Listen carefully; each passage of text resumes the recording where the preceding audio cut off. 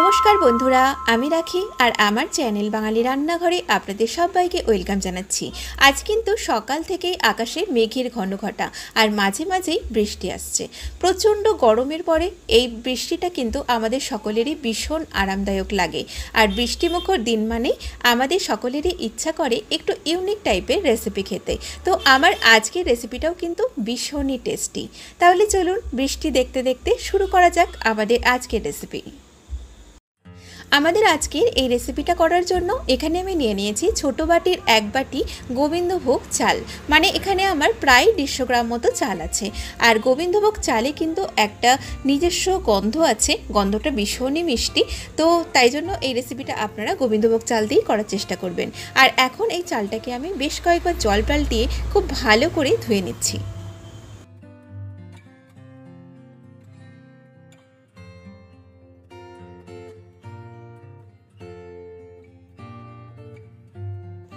এখন কড়াইতে দিয়ে দিলাম প্রায় 1.5 টেবিল চামচ মতো রিফাইন্ড অয়েল। আপনারা চাইলে কিন্তু সরষের তেলও করতে পারেন। তো তেলের মধ্যে প্রথমেই দিয়ে দিলাম একটা মিডিয়াম সাইজের কুচানো পেঁয়াজ। আপনারা চাইলে ফোড়নে এর মধ্যে দিতে পারেন গোটা গরম মশলা। এখন এই পেঁয়াজটাকে আমি হালকা বাদামি রং করে ভেজে নিচ্ছি। পেঁয়াজটা আমাদের বেশ ভাজা হয়ে গেছে। এবারে এর মধ্যে দিয়ে দিলাম 1/2 টেবিল চামচ আদা রসুন বাটা। এখন এই আদা রসুন বাটাটাকে একটু 1-1.5 মিনিট মতো কড়াইতে নেড়ে নেব, যাতে আদা রসুনের কাঁচাটে গন্ধটা চলে যায়।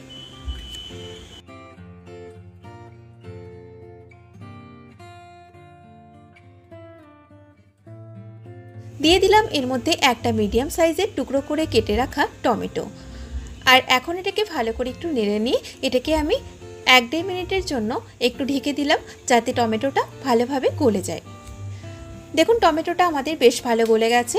এবারে কিছু গুঁড়ো মশলা দিয়ে দিলাম 1 চা চামচ জিরে গুঁড়ো, 1/2 চা চামচ দিয়ে দিলাম রেড চিলি পাউডার। ঝালের পরিমাণটা নিজেদের স্বাদ মতো অ্যাড করবেন। দিয়ে দিলাম এর মধ্যে খুব সামান্য পরিমাণে 1/4 চা চামচ মতো হলুদ গুঁড়ো, তবে হলুদ গুঁড়োটা কিন্তু আপনারা নাও দিতে পারেন। আর দিয়ে দিচ্ছি স্বাদ মতো একটু লবণ। এখন এই মশলাটাকে ভালো করে একটু কষিয়ে নেব। মশলাটা ভালোভাবে কষানো হয়ে গেলে এর মধ্যে দিয়ে দিলাম 2টো বড় সাইজের টুকরো টুকরো করে কেটে নেওয়া আলু। আপনারা চাইলে কিন্তু অন্য কোনো ভেজিটেবলও এর মধ্যে অ্যাড করতে পারেন, তবে এই রেসিপিটাতে আলুর পরিমাণটা কিন্তু একটু বেশি দিয়েছি।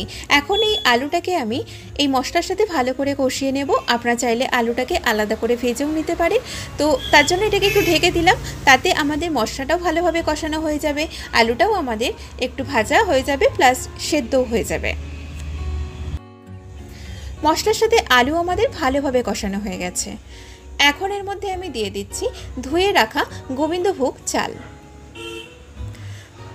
চালটাকে দিয়ে এই মশলার সাথে আবারও 1 মিনিট মতো ভালো করে একটু মিক্সড করে নিচ্ছি।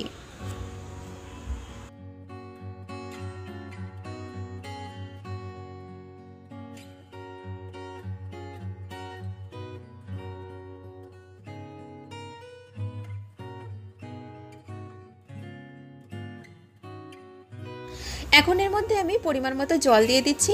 আর এই জলটা একটু উষ্ণ গরম জল আমি ব্যবহার করছি।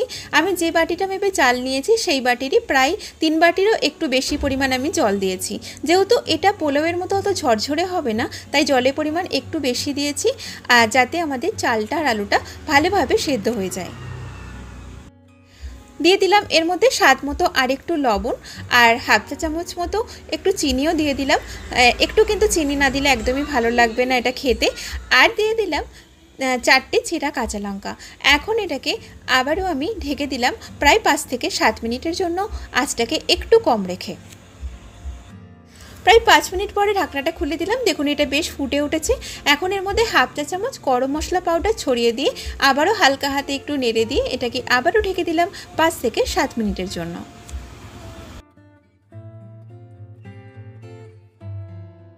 বেশ কিছুক্ষণ হয়ে গেছে, ঢাকনাটা খুলে দিলাম। দেখুন জলটা কিন্তু পুরোপুরি টেনে গেছে আর চালটাও আমাদের বেশ ভালো সেদ্ধ হয়ে গেছে। এখন এটাকে হালকা হাতে আবারও একটু নেড়ে দিচ্ছি।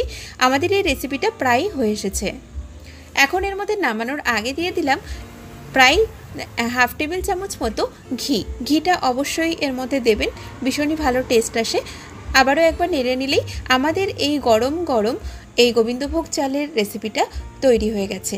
তো আমার আজকের এই ভিডিওটা ভালো লাগলে অবশ্যই ভিডিওটাতে লাইক, শেয়ার, কমেন্ট করবেন, চ্যানেলটিকে সাবস্ক্রাইব করবেন। আর যারা এখনও পর্যন্ত চ্যানেলটিকে সাবস্ক্রাইব করেছেন তাদেরকে অনেক অনেক ধন্যবাদ।